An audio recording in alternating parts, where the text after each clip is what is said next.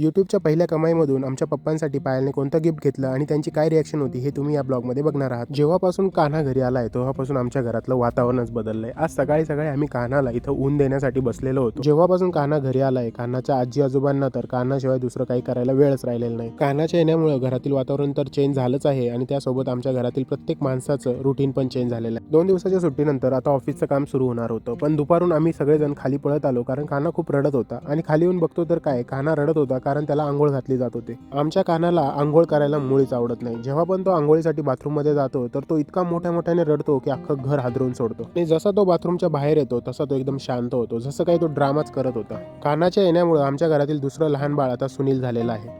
डेकोरेशनला लावलेली फुलं तो घेऊन असा खेळत होता. पायलचं जेव्हा पहिलं यूट्यूब पेमेंट आलेलं होतं तेव्हा पायलने ठरवलं होतं ती त्या यूट्यूबच्या पेमेंटमधून तिच्या घरच्यांसाठी आणि माझ्या मम्मी पप्पांसाठी काहीतरी गिफ्ट घेणार होती आणि त्यातलंच हे गिफ्ट होतं माझ्या पप्पांसाठी. काल नाशिकवरून येताना आम्ही मस्त एक घड्याळ खरेदी करून आणलेलं होतं आणि आमच्या पप्पांना ते माहीत नव्हतं. त्यांच्यासाठी हे सरप्राईज होतं. पायलने गिफ्टचा डब्बा पप्पांच्या हातात दिला आणि पप्पा थोडेसे सरप्राईज झाले आणि ते म्हणत होते याच्यामध्ये काय आहे, याच्यामध्ये काय आहे. त्यांना समजतच नव्हतं हे काय आहे.